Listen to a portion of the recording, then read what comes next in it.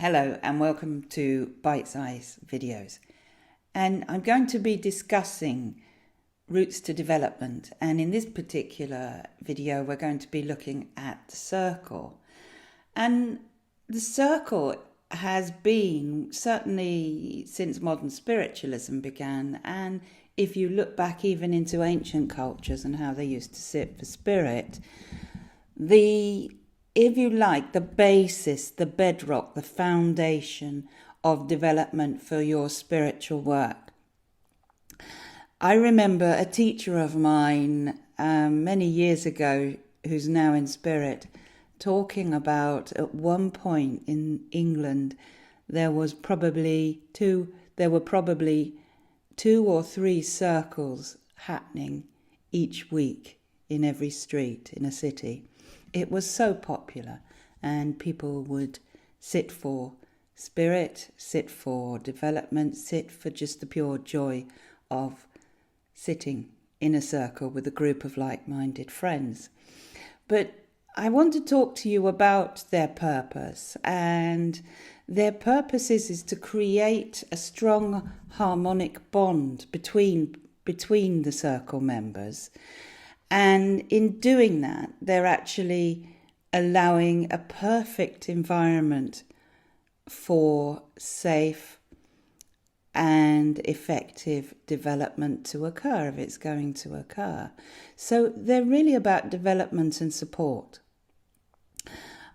The circle leader is crucial. And every circle should have a leader. Every circle should have somebody who is strong, who is able to bring the circle to a close for the evening when it is the appropriate time, who is able to be firm about timekeeping, and also for those who perhaps in their development and everything's new start to talk about things that perhaps even seem fanciful. Just part of the exploration, quite normal. But a circle leader should be developed enough in their own understanding of this work, and also strong enough to be able to be strict and set the rules for the circle.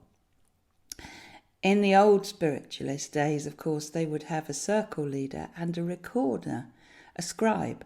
And that scribe would write down the events of the evening and anything that was said or reported or experienced by the members of the circle. Ideally, we have the circles for development and support. And the support is obviously the circle members are supporting each other as a tight-knit group, a harmonious group. They're supporting each other in their development.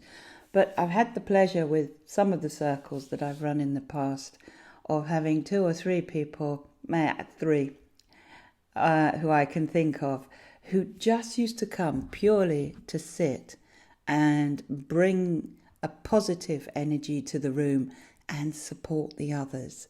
They had no interest in developing themselves. They just loved being in that atmosphere. And I have to say it was a great honour and a great pleasure to have met them, and the work that they did, the dedication, the commitment.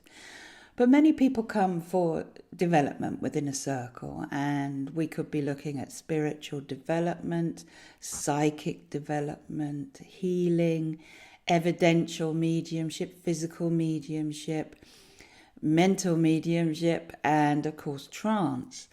And you know, the type of circle that you sit in is going to determine how it is run and what the content will be.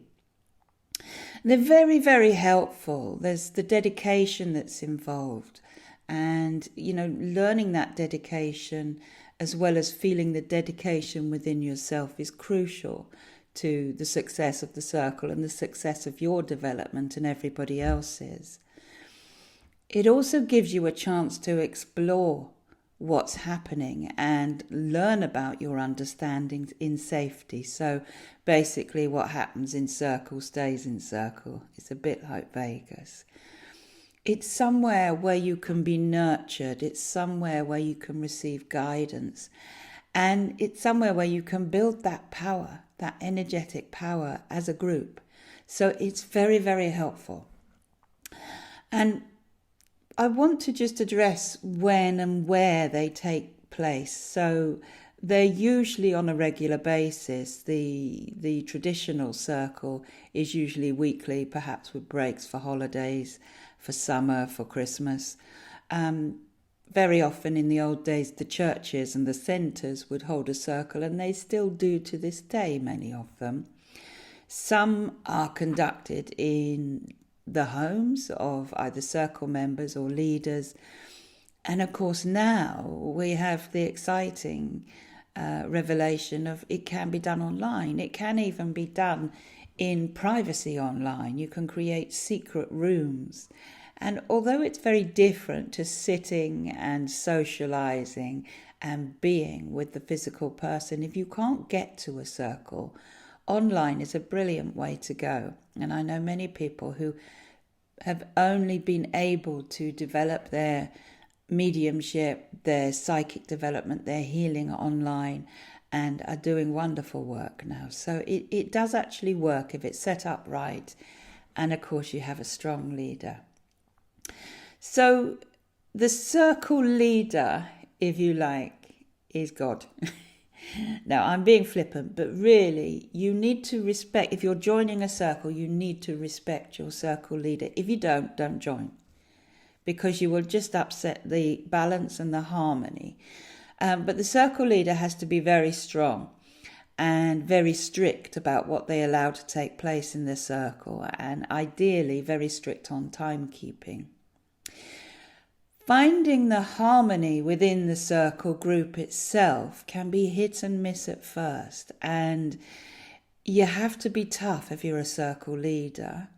And if you're not a circle leader but you want to come along to a new circle, please be prepared that after a few circle meetings, the leader may say, look, it's just not right. And it's hard to say don't be offended, but don't be offended, because any group of people, when a harmony is created, when you bring someone new in or when someone leaves, it needs to readjust. Sometimes, no matter how wonderful you are, no matter how kind you are, no matter how supportive you are to everyone in the group, you're just not right for that group. And you can't always put a finger on it. It's not that you're not right for the work that you want to do and develop. It's just that it somehow just isn't balanced anymore.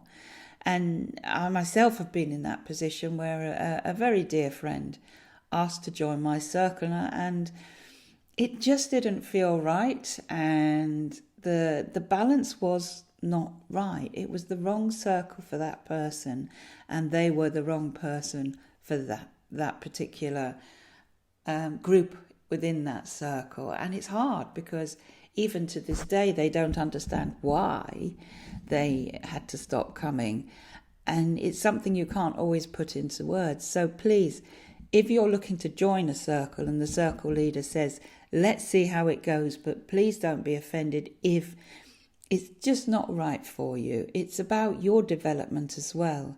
And you don't want to be somewhere in a group where people are feeling it doesn't feel right. And it's a very hard task, and that's why your circle leader must be strong.